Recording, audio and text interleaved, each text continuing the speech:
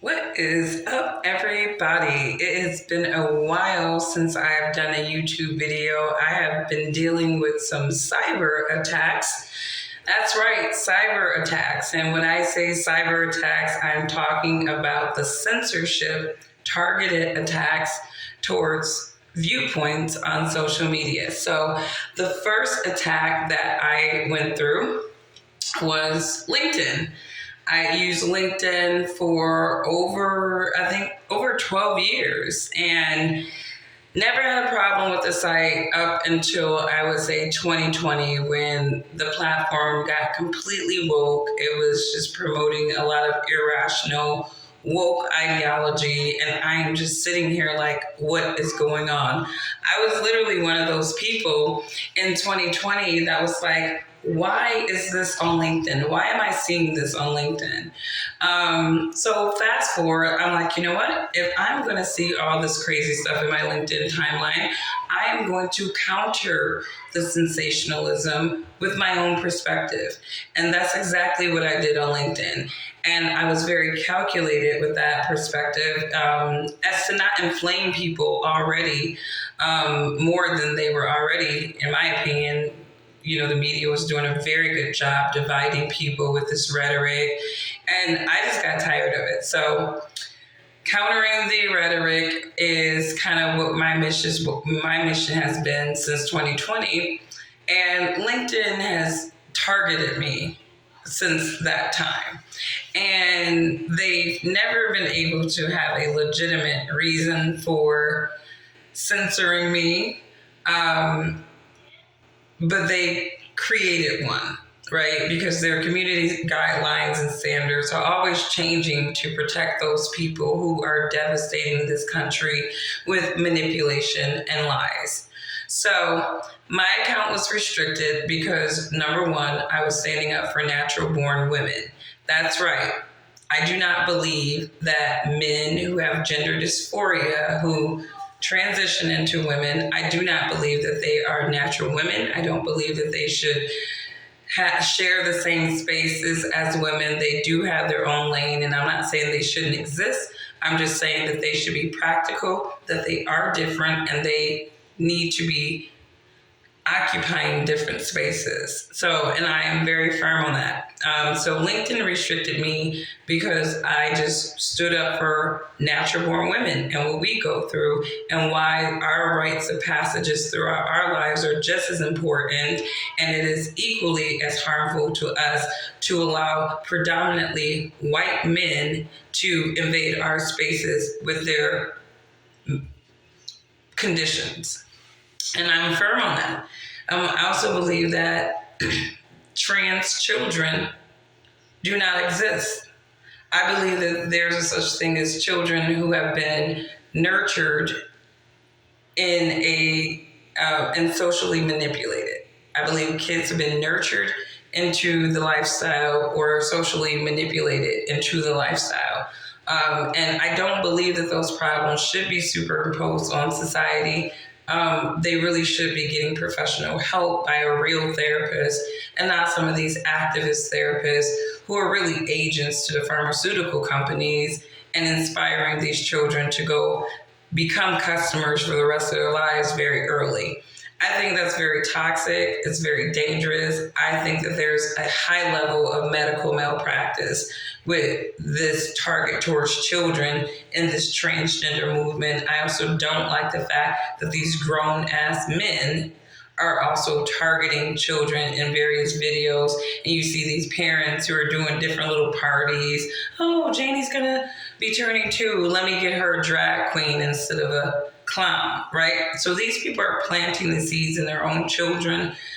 Society, social media is planting the seeds of trans in these kids. So it's no wonder that these kids are all messed up. It just really isn't. So I've been talking boldly about this because I think it's disgusting. I think it's evil. And I think it's very, very harmful. This is the real harmful, pushing this agenda on children.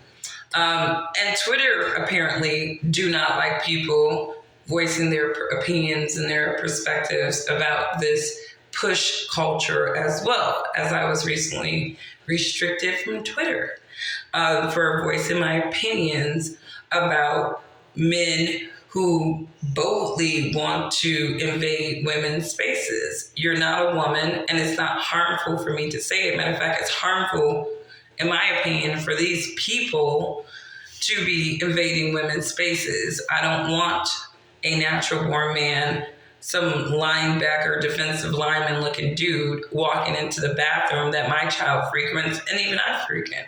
I'm sorry. There's plenty of technology and plenty of construction, if you will, creativity where they can create safe bathroom spaces for these people without them feeling any way. And to be honest with you, there are a lot of male-female unisex bathrooms out there. So a lot of this is just like some of these, we can't even use the bathroom in public. It's like, actually, you can. There are a lot of places. Matter of fact, there are a lot of places that won't even let heterosexuals use the bathroom, right? They're like, no, we don't have a public restroom. So how do you reconcile those places? Are you going to say it's because you're trans that they won't let you use the bathroom? No, you can't use that excuse.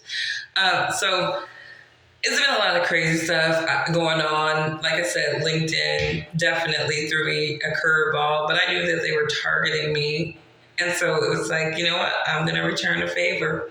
I am talking about my experience on LinkedIn, like here via Twitter. And I'm just letting people know, like, hey, if you're a business owner and you are using that platform to network and also voice your opinions and show who you are, you're using the site at your own risk, because LinkedIn cannot be trusted to respect objective viewpoints. And I believe that. And I'm not going to back down to it from that. And I'm not going to beg LinkedIn, please let me use your type or whatever for my social credit score in the professional space. No, screw you, LinkedIn. I will pivot, and I will see you losing premiums. And I will also see you losing engagements, which your advertisers need for you to have in order for them to want to run ads on your platform. So I don't care about LinkedIn. I hope they dig themselves in a huge hole, and Microsoft will have to keep saving them until they get out of this woke bullshit mindset that they're in. But anyways, off that, just lots of crazy stuff happening in the galaxy. But you can still follow me if you were one of my followers on LinkedIn, on Twitter, AngieC313, if Twitter does not deplatform me like LinkedIn. But I also have my own platform, just because I saw the censorship just getting really out of control, starting with Facebook. And I've been restricted from Facebook too. I've had content restricted on YouTube. So all of these government side chick platforms can't be trusted. And I do encourage people to start branching off and going towards more independent platforms. So Rumble is definitely trying to give YouTube a run for their money, and they will, because again, these advertisers are definitely going to be targeting content creators, because that's who make these platforms. Nobody cares about your name being YouTube or you being a Google product. People care about their content creators on your platform. And when you start deplatforming them because they have opposing viewpoints, then you see your business model suffer sooner, if not later. So I'm not worried about these platforms. You see all these woke companies, they're pushing all these agendas, and it's not working out for their overall business model. So just keep being woke and broke. That's all I can say.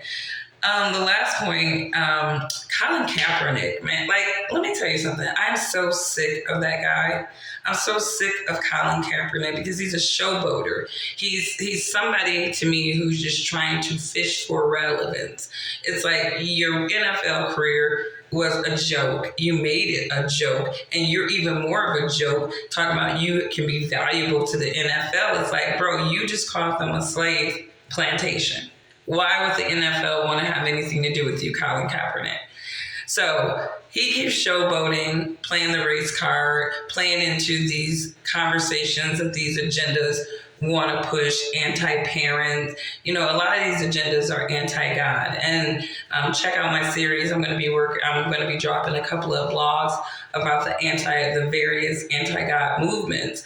And one of them is the race agenda. The race agenda is definitely anti-God because it's not only rooted in victimhood, self-hate, but it's also rooted in hating other people and blaming them for your problems. So many agendas in this country: the trans agenda, the agenda to break up the family, the race agenda. There's so many of them. So I'm going to break them down from a biblical standpoint and kind of show you why, from the scriptures, why many of these movements that people are on are anti-God and they're satanic, and people need to reevaluate their involvement. So you guys have a wonderful, wonderful weekend. I am actually away with my children on a little mini weekend getaway, and just relaxing as much as I can. And obviously I am using Alignable. It took me a while to really get adjusted to that site, but I think it's a great social network. It's a good business networking site. And I think Alignable kind of does what LinkedIn should have been doing. And they're really good about connecting their users in these different virtual networking scenarios. So I love it. And I definitely recommend people try Alignable. I'm just now getting my feet wet. It took me a while to adjust, but it's actually a really good site. I've been meeting some really cool people, and even some of my people from LinkedIn have joined. So if you're on LinkedIn and you do want to get back to that true professional networking without all the DEI anti-racist BS, definitely try Alignable. So I hope everybody have a wonderful weekend, and I will talk to you on the next one. Bye.